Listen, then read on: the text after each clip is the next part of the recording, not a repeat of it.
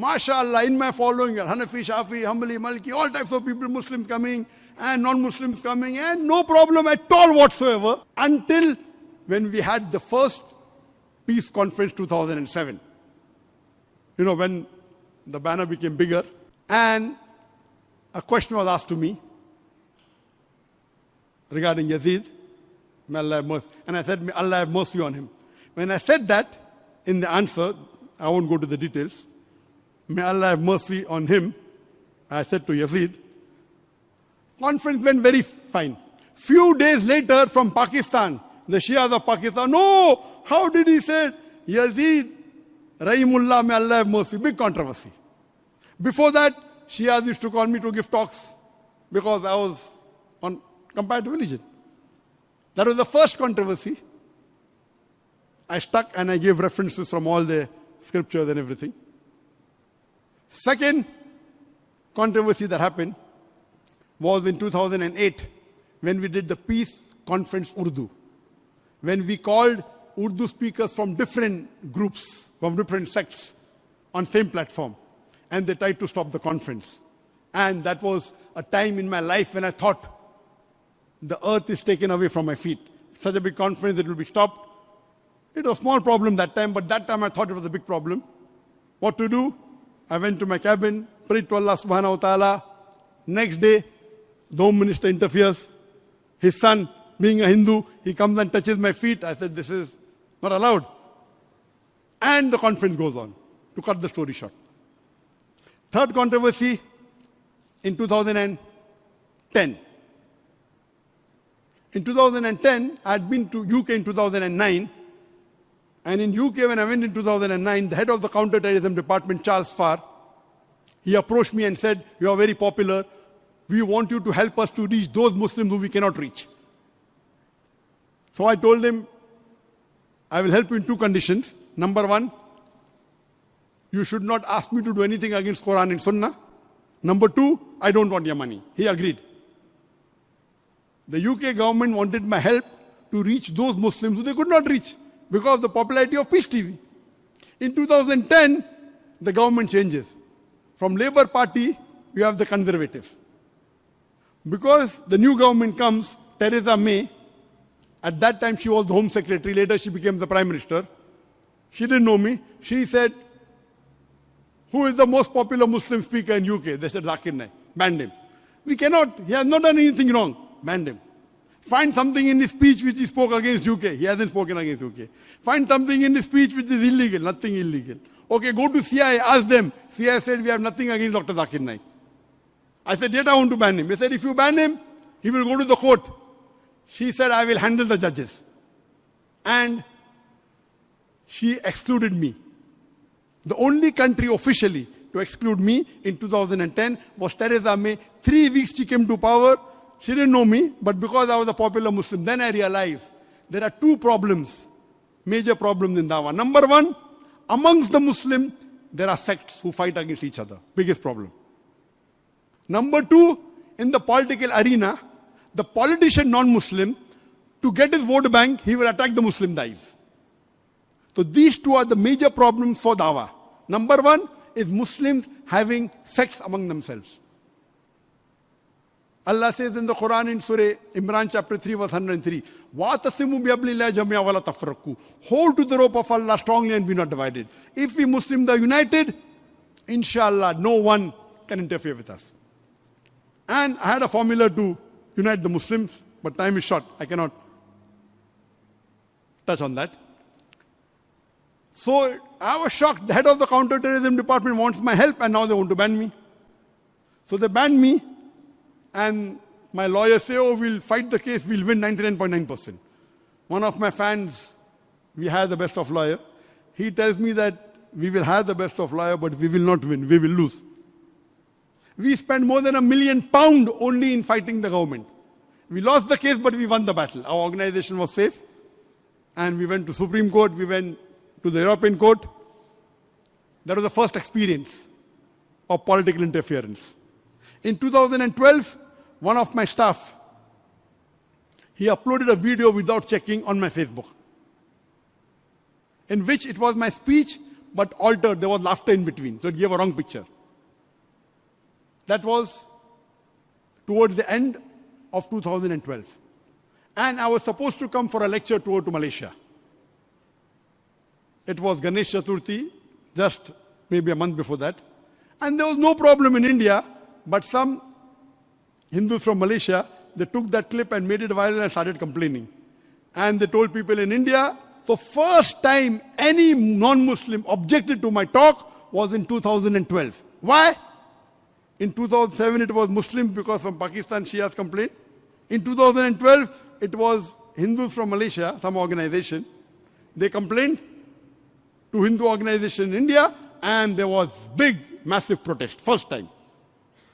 The Hindus in India normally love me. They respect me. They revere me. Therefore, for my talk, 25% of the people coming for my talk are non-Muslims.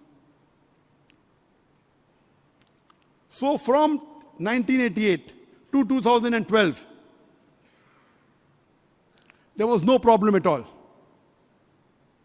25 years, no problem. But some political organization in India took that issue and made an issue out of me and made police complaints. First problem in India regarding non-Muslim 2012. But Alhamdulillah, Allah helped us. We continued.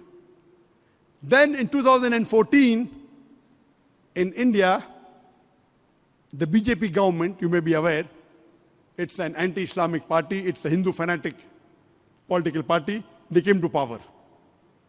And when they came to power, the scenario in India changed slowly. And to cut the story short, in 2016, I was on my trip for Umrah in Makkah, and every year from the year 2002-3 till for 15 years, every year, the last 11 days or 10 days, me and my family always spent in Makkah. Then after that, went to Medina for a week. We were in Makkah on the 1st of July, 2016. There was a bomb blast in Dhaka.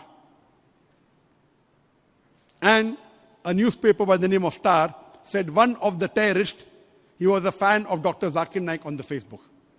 That came in the newspaper on the 3rd of July, 2016. 4th of July, next day, almost all the papers in India, Dr. Zakir Naik inspired the terrorist of Dhaka bombing. 3 days later, that Bangladeshi newspaper corrected. We never said Dr. Zakir Naik inspired. We only said one of the terrorists was a fan of Dr. Zakir Naik. Out of 14 million people that time on my Facebook, if one person, so they said that we never said. That newspaper corrected, but the Indian media did not. Then we realized it was a plan and plot of the Indian government. But Alhamdulillah, because of the popularity by the grace of Allah subhanahu wa ta'ala, there were protests all over India. So much so that in most of the cities of India there were protests. And Alhamdulillah, all the Muslim sects, whether Hanafi, Shafi, Hanbali, Maliki, Deobandi, all of them supported me, almost all. They said we may not agree with Dr. Zakir Naik, but he's not a terrorist. There were big protests. So much so that in 1 month's time, in the parliament, the Indian government said, Dr. Zakir Naik organization is not involved with terrorism. In the parliament, they said. And all the protests died down. But it was the plan.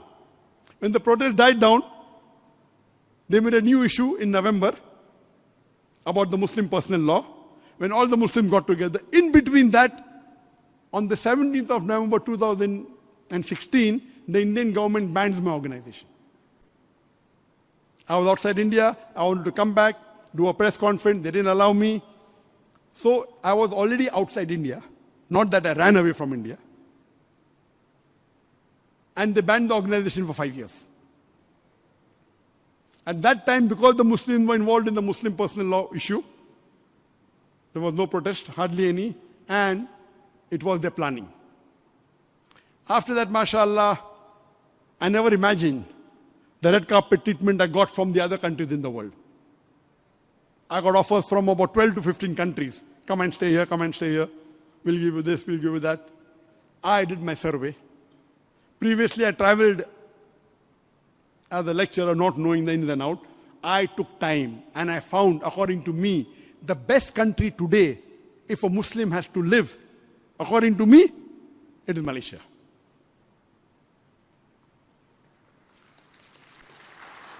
I can give a 1 hour lecture why Malaysia is the best country. Time doesn't permit me. And I said that. Number one, Malaysia is away from the war zone. You know, Gulf country, war zone, Yemen, Syria, war is going on. Number two, it is not under the clutches of the Western power like America, etc. Number three, according to me, the best non-Arab country in the world in which Muslims are the most practicing, according to me, is Malaysia. An average Muslim in Malaysia is a better practicing Muslim than an average Muslim of India or average Muslim of Pakistan or average Muslim of Bangladesh. And this is my own research. And I can give you proofs. Dr. Zakir Naik always speaks with proof. On average, if you see in Malaysia, in India, how many people pray 5 times a day? How many? Not less than 10%. Some surveys say less than 5%. How many people pray 5 times in a mosque? Less than 2%. Same in Pakistan, same in Bangladesh. In Malaysia, mashallah, according to me, more than 50% pray 5 times a day. In a mosque, more than 25%. You go to the mall, there are people praying in the mosque. So as a practice in Muslim, except non-Arab countries, Gulf is a different thing, Saudi Arabia is a different thing. The best non-Arab practicing Muslim country is Malaysia. Point number 3. Point number 4, the federal religion of this country, Malaysia, is Islam. Point number 5, in most of the countries, in most of the states of Malaysia, where Raja is there, a Muslim can propagate to a non-Muslim, a non-Muslim can't propagate to a Muslim. Point number 6, the government funds the mosques and the Islamic activities like Baitul Mal, there is zakat. And you see, every mosque, now the new mosque coming to Gufran Mosque, the mosque is there, there's a basement, there is a place for the imam, there is a place auditorium, you go to Kuel Mosque, beautiful. You don't find this in other parts of the world. Point number 7, the country which has the best Islamic economic system, that interest-free banking, it's in Malaysia. In terms of quantity, Saudi Arabia is number 1. But in terms of number, in terms of value of dollars, Saudi Arabia is number 1. Malaysia is number 2. Saudi Arabia 25%, Malaysia is 17% of the economy. But in terms of banking system, the easy facility of riba-free banking, it is Malaysia number 1. Every bank has an Islamic Sharia, an interest-free account. Alhamdulillah. There is takaful, there is insurance, and I can go on and go on. Time is short. Next point is, Malaysia is a beautiful country. The scenery, the tourism is excellent. You can go to different parts. And tomorrow I'll be trying to Langkawi, mashallah. It was rated as one of the halal tourism. Alhamdulillah. In terms of living, the percentage, the expenditure in Malaysia, the standard of living is good. The expenditure is less as compared to the Gulf country. Malaysia, mashallah, is an economically strong country. Now, because of pandemic, most of the countries are down. That's a different thing. And the list is long. Time doesn't permit me. So I chose Malaysia. I never thought in my life before that ever I will have to leave India. I thought they will stop my dawah. I never thought in my dream that they'll accuse me of terrorism. So they went to the Interpol in 2017 and they requested that Dr. Zakir Naik should have a red corner notice. Then we called a lawyer, a very famous lawyer in UK, and he came to advise me. He said, if any country requests Interpol for terrorism charges, 99.9% they will give it. So I said, why have you come here then? What I can do, I can delay the red corner notice. How long? 2-3 months. Nonsense. But alhamdulillah, when Indian government sent the request to Interpol, Interpol rejected it. Outright. In 2017 they requested, 2018 Interpol had a committee, mashallah, maybe they saw my cassette, they said, no, Dr. Zakir Naik, there is no evidence he's a terrorist. There's no charge sheet filed against him. There's no proof. So again, in 2018, Indian government requested the second time to Interpol, and they changed the charges from terrorism to hate speech. And they gave sample of my hate speech. Interpol again had a meeting in 2019, and they said, no, he does not give hate speech. Then 2019, again they're fresh. Okay, Dr. Zakir Naik, now they've changed the charges to money laundering.